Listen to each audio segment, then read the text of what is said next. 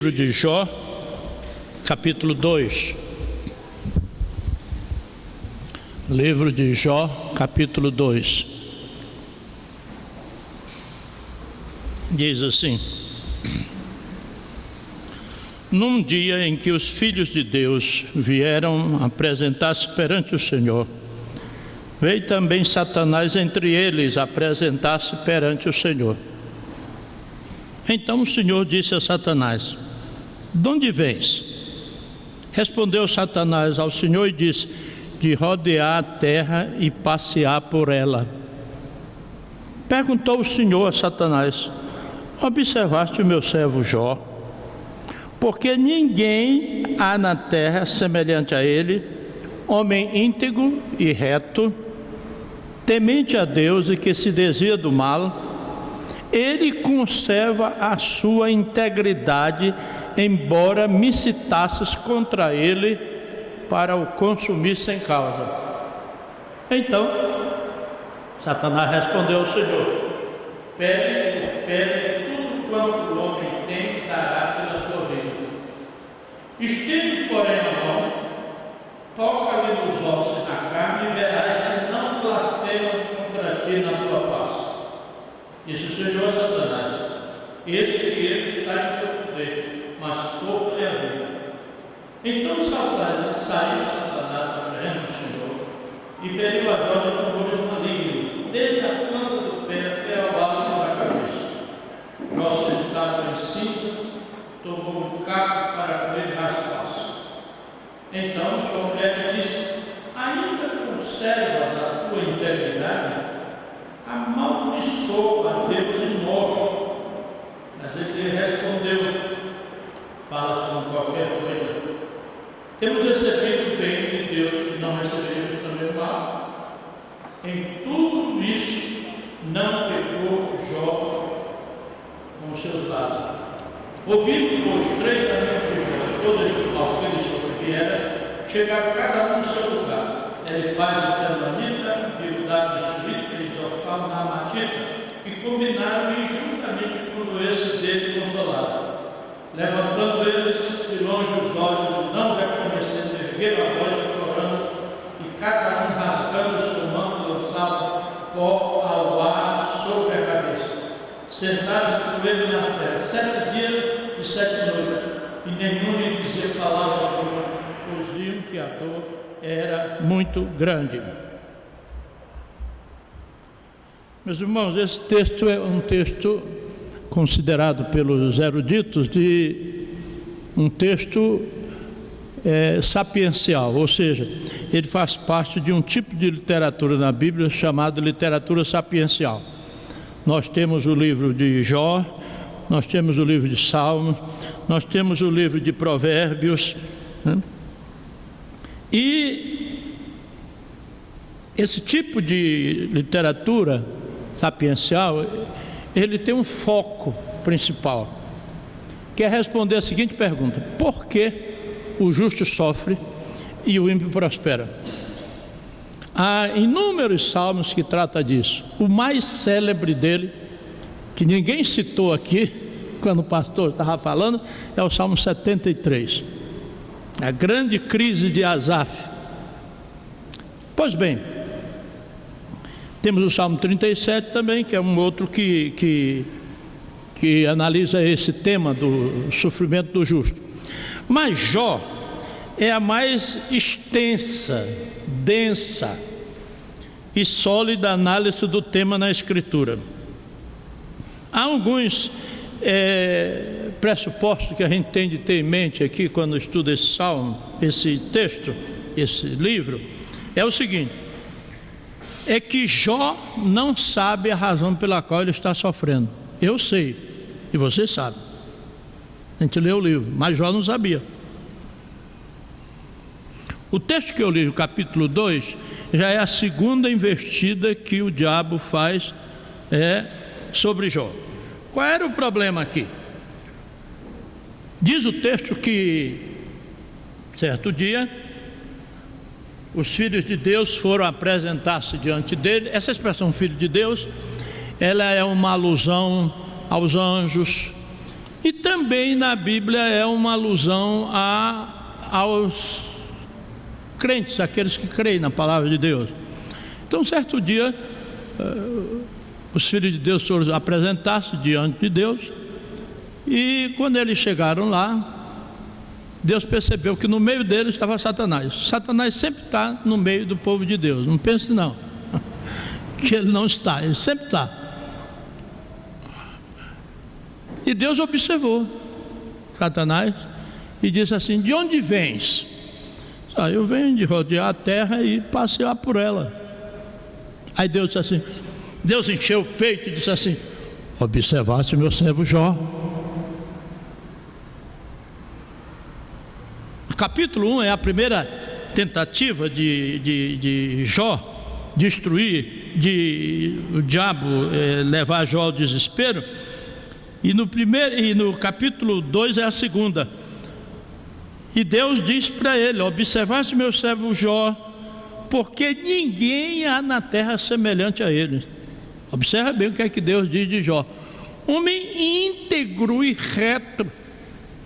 Quer dizer, ele não pode ser manipulado. Temente a Deus e que se desvia do mal. Aí o diabo diz assim para Deus: mas também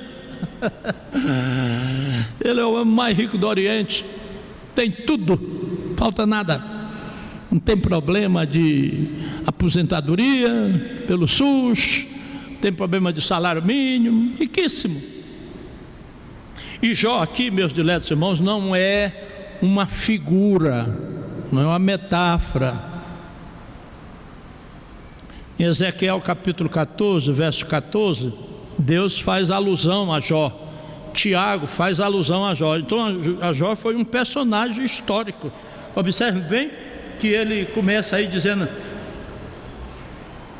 capítulo 1: havia um homem na terra de Uz, cujo nome era Jó. Dizem os eruditos que Jó provavelmente viveu entre Abraão e Moisés. E o diabo diz: olha, ele tem tudo, ele só te adora, ele só te serve porque ele está interessado em bênçãos. Por que é que você adora a Deus? Por que você serve a Deus? Por que é que você está aqui? Hein? Há pessoas que só vêm na igreja porque querem uma bênção. Quando fala em compromisso, pernas para que te quero. Aí Deus destrói tudo que ele tem. Num dia, o texto diz que o diabo saiu, destruiu a casa onde estavam reunidos os filhos. Tinha 7 filhos, não me atrasou a memória. A casa caiu, desabou, matou os 7 filhos. Ele tinha 7.000 jumentos, tinha 3.000 camelos. Os sabeus e os caldeus vieram e sequestraram tudo num dia. E é interessante que o texto, ele é descrito, Jó em casa. Aí vem um que conseguiu se safar de um daqueles fatos e vinha e dava notícia para Jó: olha, os teus filhos morreram. Olha, depois veio o outro: olha, o rebanho de camelos, os sabeus sequestraram. E Jó ouvindo aquilo tudo, do lado dele a mulher, ouvindo tudo, e o diabo também. O diabo, se eu quero saber como é que ele vai reagir. Quando o último chegou, Jó foi se acocorando e disse assim: nu saí do ventre da minha mãe e nu voltarei para lá. Deus me deu, Deus me tirou, bendito seja o nome do Senhor. O diabo ficou, tiririca. O que é que você faria? Você passa por uma crise e você pensa que Deus está distante. A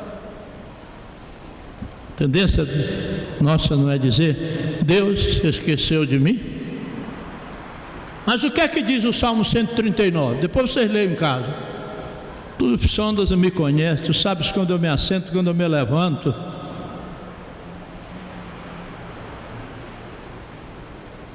Se tento fugir da tua presença, não consigo.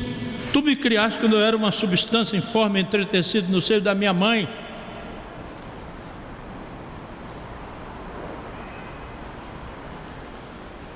O diabo volta à presença de Deus. Estão lá reunidos os filhos de Deus e Deus olha, está lá Satanás. Isso.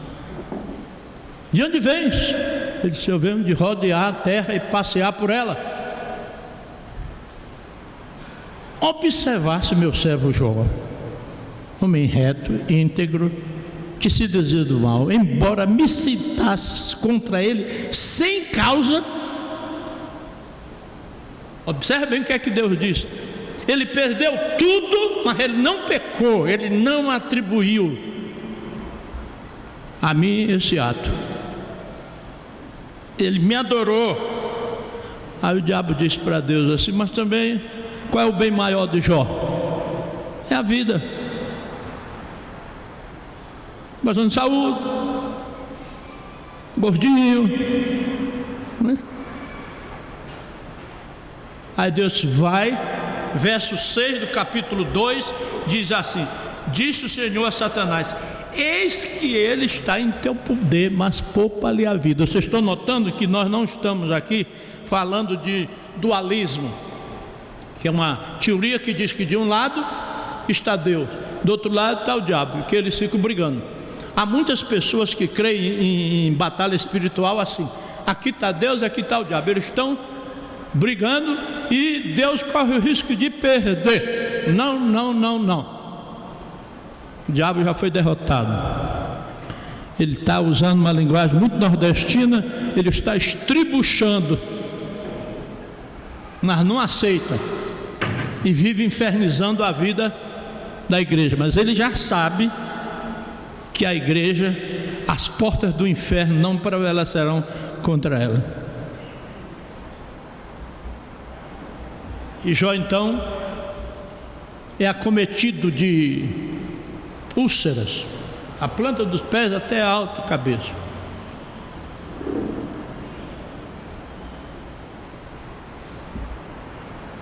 E ele fica no terreiro da casa com um caco raspando. Aí a mulher, coitadinha, sempre nessa hora atinge tudo, a família, né? Tinha perdido os filhos, perdido tudo. Aí ela olha para Jó e diz assim: olha, amaldiçoa este teu Deus e morre. Ele olha para a mulher e diz: minha querida, tu falas como uma louca. Nós recebemos de bem os bens de Deus, por que não receberíamos o mal? Essa é a história, mais ou menos, o enredo da história. Quais são as proposições que eu quero sugerir aos irmãos aqui? Primeira coisa, meus diletos irmãos: o íntegro não está imune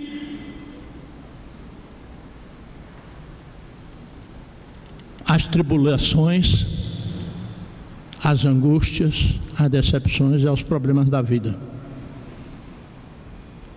O fato de eu ser crente, um homem fiel, não, eu não estou imune.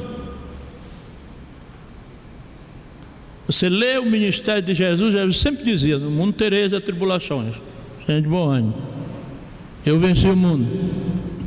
Está lá Tiago dizendo: tende por motivo de toda alegria quando passardes por várias provações, porque a provação da vossa fé, uma vez consumada, gera maturidade. E Tiago ainda diz lá: se alguém tem falta de sabedoria para olhar isso e compreender isso, peça emprestado os olhos de Deus. Olhe com os olhos de Deus. Estou com 70, vou completar no dia 8 de março, 73 anos. E eu olho às vezes para o passado, os atos providenciais de Deus na nossa vida, a gente nunca entende quando nós estamos vivendo, só depois que a gente olha para o passado. E eu fico pensando assim na minha vida, né? Como Deus foi misericordioso. C.S. Lewis, no seu livrinho Cristianismo Puro e Simples, ele diz assim: as coisas mais importantes da vida acontecem quando a gente pensa que nada está acontecendo. A gente está no meio do fogo cruzado, do problema, da tribulação, e a gente pensa que Deus se esqueceu de nós, que Deus nos abandonou, mas Ele está lá. Ele está silente, mas não está ativo. Jesus diz: o meu Pai trabalha até agora e eu também. Deus trabalha em todas as coisas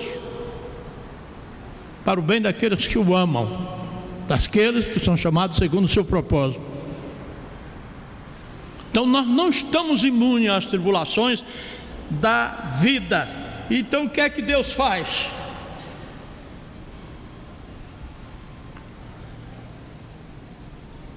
Deus usa essas tribulações para me abençoar, para abençoar você.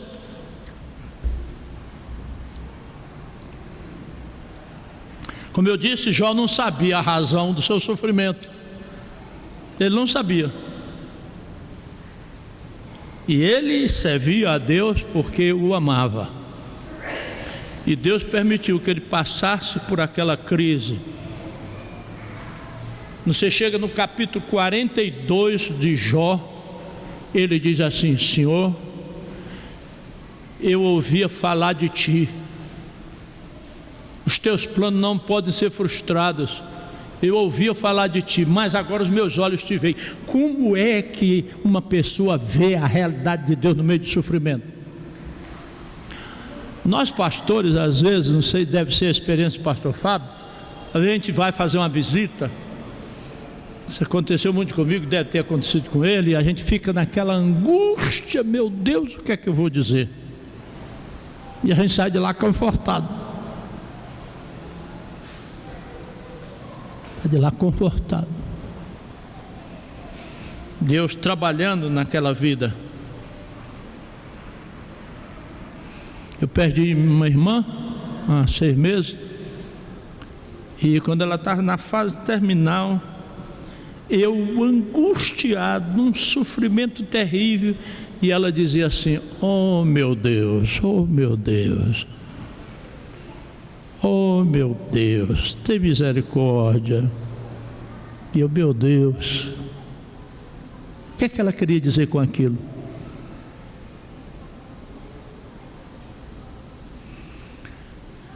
Uma segunda ideia que a gente pode aprender dessa experiência de Jó é o seguinte: o sofrimento, ele revela quem somos e o nível da nossa fidelidade a Deus. É no sofrimento. Por isso é que Davi dizia assim: sonda meu Deus e prova-me, conhece o meu coração, vê em mim se há algum caminho mau. Será que Davi estava dizendo assim: Senhor, vem aqui, entra no meu coração, vê se tem alguma área do meu coração que o Senhor ainda não conhece? Não, não, não. Davi está dizendo: Senhor, revela-me quem eu sou. Então Deus usa esses instrumentos. O C.S. Lewis dizia que o sofrimento é o megafone de Deus.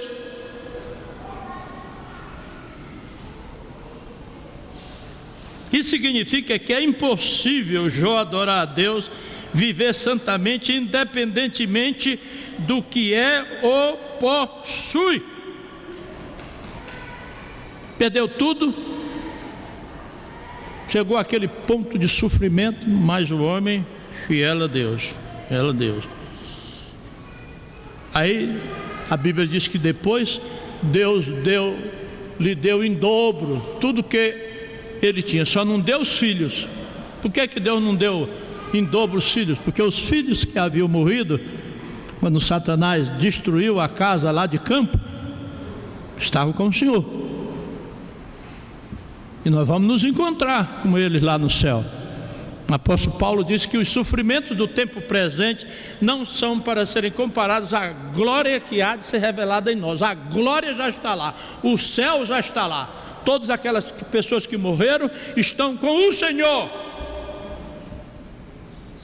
E o apóstolo Paulo disse que sabemos que essa é a nossa casa terrestre, deste tabernáculo, se Deus quiser, nós temos da parte de Deus uma casa não feita por mãos humanas, eterna nos céus. Creia nisto. Nada nos separará de Deus, nem vida, nem morte, nem o diabo, nem qualquer outra criatura. Vou me encontrar com meu pai, vou me encontrar com minha mãe, vou me encontrar com meus irmãos e vou reconhecê-los num novo nível, com uma nova fisicalidade, com um corpo transformado para viver eternamente. Vou reconhecer meu pai, mas a relação agora não é mais de pai e filho, são de irmãos. Você pergunta, mas qual é a base bíblica para isso? A ressurreição de Jesus. Quando Jesus ressuscitou, ele apareceu aos discípulos, os discípulos, é um fantasma. Jesus disse, não é um fantasma, não é um espírito. Olha aqui, Tomé, mete o dedo aqui, sou eu mesmo. Um espírito não tem carne nem ossos, como vezes que eu tenho. Os discípulos ainda ficaram meio dubitativos. Jesus pergunta, vocês têm alguma coisa para comer? Ele come pão e come peixe. Aí ele diz para os discípulos, eu sou a ressurreição e a vida, quem crê em mim, ainda que esteja morto, viverá, e todo aquele que vive e crê em mim não morrerá eternamente. Creis isto? Então, o sofrimento, ele revela quem somos e o nível da nossa fidelidade a Deus. Foi o que o diabo não esperava. Ele esperava que Jó ia abrir mão da sua fé e da sua dependência de Deus. Por quê? Porque, segundo o raciocínio do diabo, Jó só servia a Deus porque ele estava interessado nas bênçãos de Deus. Mas Deus mandou que destruísse todos os bens, mandou que acabasse com a saúde de Deus, e o homem permanece lá. Ô mulher, tu és uma louca, se recebemos o bem, por que não receberíamos também o mal? E você? Você serve a Deus por quê? Você faz um plano e não dá certo. Como é que você olha o ser de Deus? Vocês estão percebendo a relevância dessa experiência de Jó para nós hoje?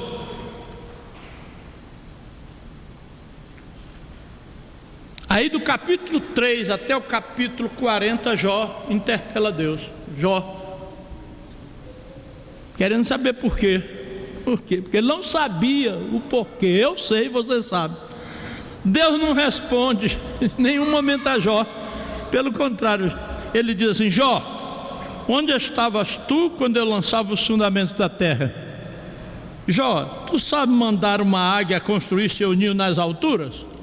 Jó, tu sabes o caminho para a morada da luz? E quanto às trevas, onde é o seu lugar?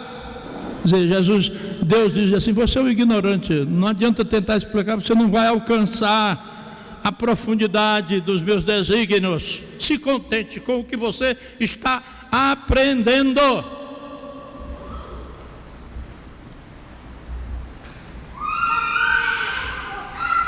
E finalmente, a primeira proposição que eu fiz foi que o íntegro não está imune às tribulações e às contradições da existência, até porque nós vivemos num mundo mau, perverso. A segunda proposição que eu fiz foi que o sofrimento revela quem somos e o nível da nossa fidelidade a Deus. E para mim, eu acho que a figura ímpar da Bíblia para a gente exemplificar isso é Abraão. Eu gosto da história de Abraão, até pensei em pregar hoje, andando com Abraão. Fiquei numa angústia terrível, reverendo, aquela história de ontem lá, né, dos 4 sermões. Eu quero que você repita. Eu tentei dizer para Zélia, mas eu não peguei o espírito da história.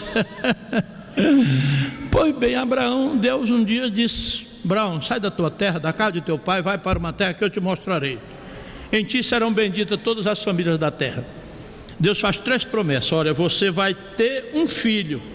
A esposa era estéril. Deus diz assim: eu vou te dar essa terra aí que você está pisando. E a terra estava, pipocada de cananeus. E Deus diz para ele assim: eu vou te abençoar. Você vai lendo a história, você vai perceber, logo no primeiro problema que surgiu uma fome. Deus fez com que aquela fome aparecesse. Abraão, diz o texto que ele desceu para o Egito para ir ficar. Não estou nessa não. Não estou nessa não. Vai para o Egito. Quando chega perto do Egito, ele diz para Sara: Sara, você é uma mulher muito bonita. Olha aí uma mulher com seus 70 anos. E o Abraão disse: você é uma mulher muito bonita. A gente chega a entrar no Egito aí, o faraó e os homens vão dar em cima de você. Então vai o seguinte: olha o que é que um homem de Deus faz. Olha que proposta indecente. Quando a gente entrar no Egito, você disse que é minha irmã. E ele ainda disse para ela: para que me poupe a vida. Não é uma proposta indecente essa, né? Só que Deus fala para o faraó, diz: não toque nessa mulher aí, porque o marido dela é profeta. Aí Abraão, que foi chamado para ser uma bênção, é expulso do Egito, escoltado. Não queremos esse homem aqui. Ele continua a jornada. Deus não censura, Deus vai afunilando as promessas. No capítulo 15, Deus: sai daí da tenda, olha aí, olha os céus, conta essas estrelas aí. Eu te farei um povo assim. Se alguém puder contar as estrelas do céu, entenderá o conteúdo da minha promessa. E a Bíblia diz que Abraão creu em Deus, e isso foi imputado como justiça. Ali ele realmente se converteu. Aí logo na frente, Deus diz assim: ocultarei eu a Abraão o que estou para fazer? Deus queria destruir Sodoma e Gomorra. Ele estava com o pé atrás por causa de Ló. E Abraão sabe, vai lá. E Abraão começa a interceder por Ló. Ele vai intercedendo. Ele chega lá nos 10: Senhor, se tiver 10 lá, eu não destruo. Aí ele parou de interceder. E a Bíblia diz que Deus então se retirou da presença de Deus. Se ele tivesse intercedido, Deus não teria feito o que ele fez. Mas no capítulo 22 do Gênesis, aí é que está. Diz assim: depois destas coisas, depois de todo aquele caminhar com Deus, Deus pôs Abraão à prova. Quando Deus põe você à prova, quando Deus permite que você passe por uma aprovação, é porque Deus sabe que você tem condições de superá-la. A aprovação é algo que vem de fora, independe da minha vontade. A perda do emprego, a perda do ente querido, etc. A tentação não. A tentação é algo que vem de dentro para fora. Tiago diz assim: ninguém ao ser tentado diga, sou tentado por Deus, porque Deus não pode ser tentado pelo mal, e Deus a ninguém tenta para o mal, mas cada um é tentado pela sua própria cobiça, que o atrai e seduz. Essa cobiça então dá à luz o pecado, e o pecado gera a morte. Tentação não se discute, não se discute com a tentação, se foge da tentação. Fazemos uma higiene mental. Jesus diz: do coração do homem que procede o homicídio, a ira, a mentira, os homicídios, o adultério, dentro. E nós precisamos então sempre estar nos policiando. Tudo que é bom, tudo que é louvável, se há alguma virtude nisso, meus irmãos, seja isso o que ocupe o vosso pensamento. Aí Deus chega para Abraão e diz: agora eu quero que você pegue o seu único filho, aquele a quem amas, e leve lá numa terra que eu te mostrarei. Abraão não teve dúvida, ele não disse nada para Sara. 102 anos. Ali estava toda a essência da promessa de Deus para ele. Deus já tinha dito: em ti farei bendito todas as famílias da terra. Ele levou o menino, colocou no holocausto. Quando ele ia decepar o menino, o anjo do Senhor, uma cristofania, o próprio Jesus se revelou: e Abraão, não toques no menino, porque agora eu sei que tu temes a Deus. Ali foi que Deus descobriu que Abraão o temia? Não, Deus sabia. Abraão é que não sabia o quanto ele havia crido, o quanto ele dependia de Deus. Lá no livro de Hebreus diz que ele, pela fé, cria que Deus era capaz de ressuscitar o seu próprio filho. E Paulo, no capítulo 4, diz que Abraão cria que Deus era capaz de chamar a existência aquilo que não existe. Ou seja, ele cria no milagre.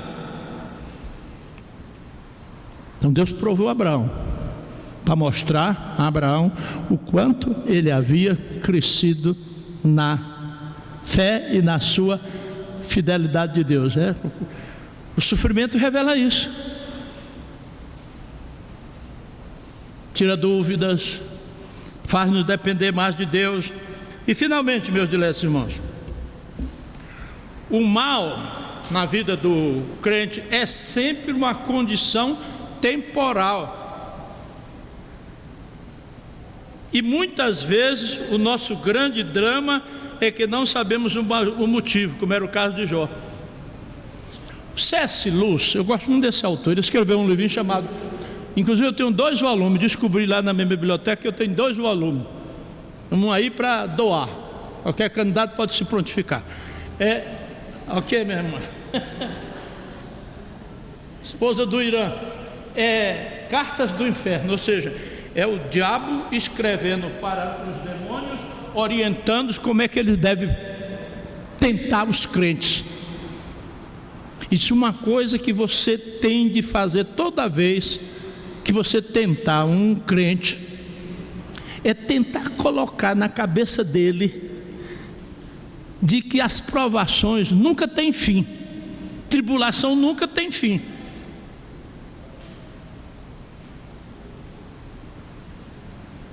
A Bíblia não diz isso. A Bíblia diz assim: não vos sobrevirá provação ou tentação que não seja humana, mas Deus é fiel e não permitirá que sejais provados além das vossas forças, mas juntamente com a provação Ele vos dará o livramento. Deus usa o próprio sofrimento, a própria malignidade para o nosso bem, e há um tempo determinado, há tempo e modo para todo o propósito de Deus. Agora, o que é que de prática eu quero deixar com os irmãos? O sofrimento do crente sempre tem limites, creia nisso. Verso 6, Deus diz para Satanás: ele está na tua mão, mas poupa-lhe a vida. Sempre tem limites. Segunda sugestão prática: o sofrimento é sempre fator de identificação do ser de Deus e de como Ele é e se revela. O sofrimento nos aproxima de Deus, não é? E a gente vai conhecendo mais o ser de Deus. Então, crente maduro é crente que sofre. Crente que não sofre, qualquer pitada de tribulação ele já está pulando fora do barco. Terceira sugestão prática: o sofrimento nunca estará fora do controle de Deus. Procure descobrir, quando você passa pelo sofrimento, por uma tribulação, coloque-se diante do Senhor, dependa dele. Ele está no controle da minha vida e da sua vida. E finalmente, irmãos, o sofrimento nos capacita a depender de Deus, independentemente de circunstâncias. Independentemente das circunstâncias. Há muitos crentes que dependem das circunstâncias, né? A Bíblia diz: sede agradecidos em todas as circunstâncias. Amém? Pastor Fábio.